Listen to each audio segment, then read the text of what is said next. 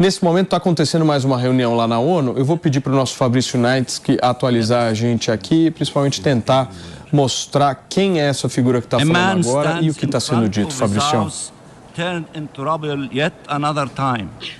Paulo, o Conselho de Segurança da ONU se reúne novamente nesta quinta-feira para tratar do conflito no Oriente Médio. Mais uma Assembleia Geral da ONU neste momento, na verdade, que tenta trazer, de fato, alguma solução. A gente espera, na verdade, a apresentação de mais resoluções de paz hoje, nesta quinta-feira, depois da desastrosa reunião presidida pelo Brasil na última terça-feira, em que o secretário-geral da ONU, Antônio Guterres, afirmou que o ataque do Hamas contra Israel no último dia 7 não ocorreu em um vácuo. Isso gerou uma séria repercussão no governo israelense. O embaixador de Israel na ONU pediu, inclusive, a saída de Antônio Guterres do cargo de secretário-geral e cancelou reuniões que tinha, então, com o Guterres marcadas para os últimos dias. Um grandíssimo mal-estar entre a delegação de Israel na ONU e, claramente, o secretário-geral, que ontem saiu a público para dizer que foi mal interpretado, que ele não havia justificado o ataque do Hamas e na verdade, havia colocado ali um contexto, digamos assim. Foi isso que afirmou Antônio Guterres. A gente espera mais detalhes sobre essa reunião na ONU, em Nova York, que acabou de começar, de fato. Então, estão sendo lidas neste momento as considerações iniciais e, em breve, com certeza, teremos atualizações, participação, claro, dos países que estão no Conselho de Segurança, incluindo o Brasil, que é o atual presidente do Conselho de Segurança da ONU, os países que são membros permanentes, como os Estados Unidos, a Rússia, o Reino Unido, e também os outros países membros temporários do Conselho de Segurança, que aguardam aí uma nova resolução, a votação de uma nova resolução, para, quem sabe, trazer um pouco de estabilidade nesse momento tão conturbado no Oriente Médio. Sim. Inclusive, meu querido Pepe, você acredita na possibilidade da aprovação ainda dessa resolução? Você é muito esperançoso, né? Vamos ganhar mais um almoço, hein, Paulinho? Como? De verdade. Eu acredito, Paulinho. Eu acredito, sim. Claro que eu acredito. Não é? Apesar de eu saber que é difícil, porque desde 2016 nunca mais o Conselho de Segurança da ONU conseguiu aprovar uma resolução em relação ao Oriente Médio. A gente está vendo que essa guerra envolve questões humanitárias, não é? Então tem que ter, sim, uma articulação dos países, tem que ter, sim, uma articulação democrática para tentar encontrar uma alternativa para os civis que estão na Palestina. A gente tem 30 brasileiros na Palestina que não tem para onde correr, né? Ou seja, é uma questão humanitária global, né?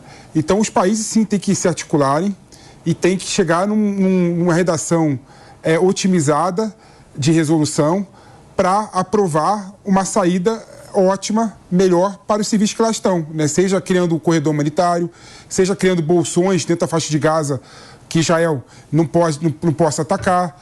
Tem que ter alternativas, tem que criar alternativas. E a gente está vendo aí que a alternativa não vai sair nem da Rússia nem dos Estados Unidos. A alternativa mais próxima foi apresentada para o Brasil, que é um país neutro.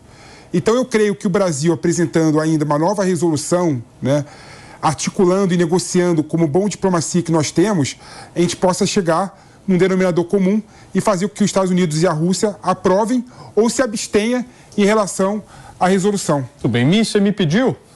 Sim, eu adoro que o PP ele é muito otimista e idealista, né?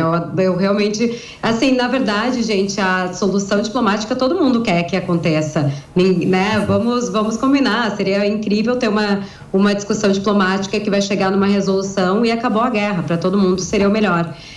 Deixa eu só receber quem nos acompanha pelo rádio agora, gente. São 11h40. A gente está exibindo aqui uma reunião da ONU. O PP, vocês conhecem o PP, né, meus amigos? Vocês se sintonizaram agora na programação da Jovem Pan. É um eterno esperançoso que a ONU, depois, sei lá, em 2027, vai conseguir aprovar talvez uma resolução que fale algo sobre essa guerra. Miriam Spritzer está comentando, por favor. Sim, eu fico emocionada. Eu até queria ser um pouco mais esperançosa como ele. Eu tenho aprendido muito. O que eu queria chamar a atenção sobre a questão de água, energia, enfim, tudo, sobre o ponto que a gente estava falando um pouquinho antes, é também uma forma de tentar fazer com que a população civil se vire contra o Hamas também. Então, a gente sabe que o Hamas tem água, o Hamas tem combustível, o Hamas tem comida. Quem está sofrendo hoje isso é a população civil. Então, também é uma forma de tirar um pouco do poder do Hamas perante a população civil. E como a gente já falou, né, eles estão preparados para a entrada de Israel. Eles imaginavam que seria a resposta de Israel sobre os ataques. Então, até esse tempo de demora aí para essa entrada de Israel no território de Gaza, de fato, porque a de hoje foi apenas uma entrada para entender o que estava acontecendo ali. É um território extremamente complicado, a gente sabe disso há anos, Israel sempre tenta evitar entrar, e também porque a gente tem essa impressão de que talvez tenha um menor número de casualidades de guerra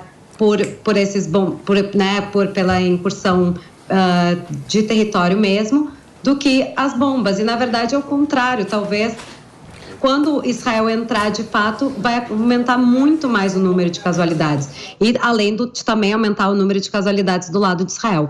Então, a gente vai ter que acompanhar nesses próximos dias se esse tempo aí que eles estão esperando para, de fato, começar essa incursão é intencional, se tem a ver com essa negociação dos Estados Unidos com o Qatar, que está fazendo esse jogo duplo, e tem várias peças aí que estão encaminhando, inclusive a peça da ONU, né? A gente não pode tirar de jogo essa parte diplomática, que é o momento em que os países discutem e apoiam ou não uma solução que estamos todo mundo esperando para que haja um corredor humanitário, para que esses civis, em sua maioria, possam sair do território e que o número de casualidades seja cada vez menor. O Mi, também tem uma outra informação importante. Eu estava dando uma olhada aqui no jornal americano Wall Street Journal e eles dizem o seguinte... A gente precisa discutir aqui também o papel do Irã nessa guerra, né? Porque, segundo relatos, inclusive, de algumas pessoas familiarizadas aí com inteligência relacionada aos ataques militares, centenas de combatentes do Hamas receberam treinamento especializado no Irã nas semanas que antecederam o 7 de outubro.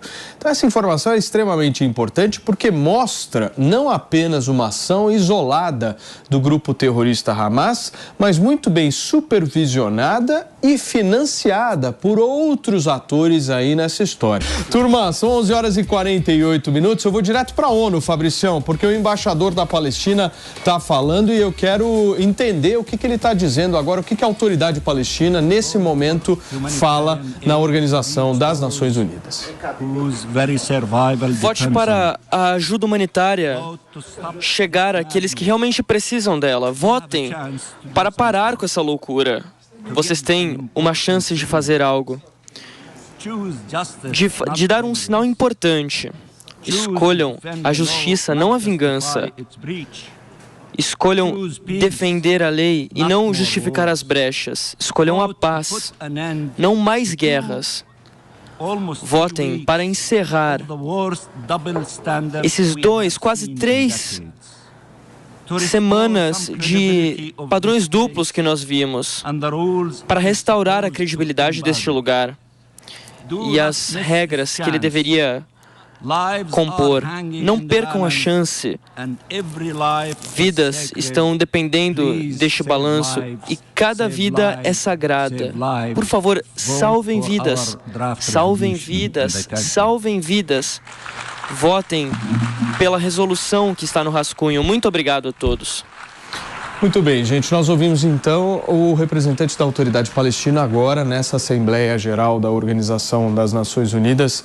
Nesse momento, são 11 horas e 50 minutos por aqui. A gente viu um discurso muito focado nessa questão de que a matança de civis não pode ser considerada uma resposta por parte do Estado de Israel. Márcio, eu quero ouvir um comentário seu sobre essa fala do representante palestino.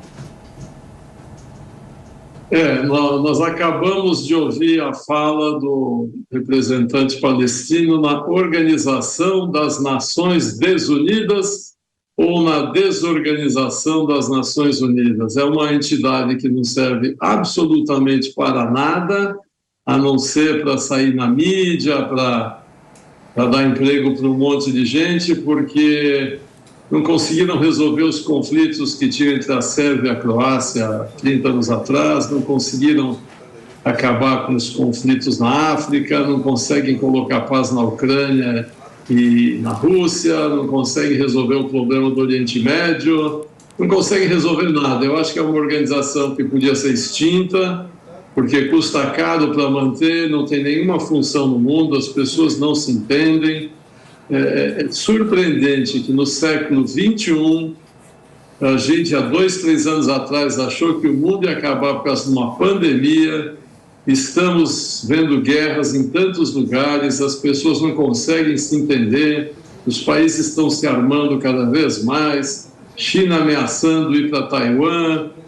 Quer dizer, infelizmente, eu acho que a gente tem que devolver tudo para os dinossauros e começar de novo, porque nosso projeto de desenvolver o mundo falhou. Acho que a conclusão que a gente tem que tirar é essa. Então, mas acabou de ver uma tragédia natural da natureza no México, que podia estar todo mundo ajudando a resolver isso, não, mas os recursos, os esforços... Mas, ô Márcio, eu acho que a dúvida que todos nós temos agora é a seguinte: o principal inimigo de Israel, na minha avaliação, não é o Hamas nem o terrorismo, mas é o tempo. O tempo numa guerra é o principal inimigo, porque conforme os dias vão passando, a gente vai vendo um cansaço e essa quantidade de mortes crescentes vão pesando contra essa resposta, que é uma resposta legítima de Israel. Agora, a pergunta que eu faço para vocês é: Israel tem o direito de se defender, ponto. Aqui nós não estamos questionando esse direito. Alguns questionam, certo? Dizem que ele não teria esse direito e tal. A gente acha aqui que ele tem o direito de se defender.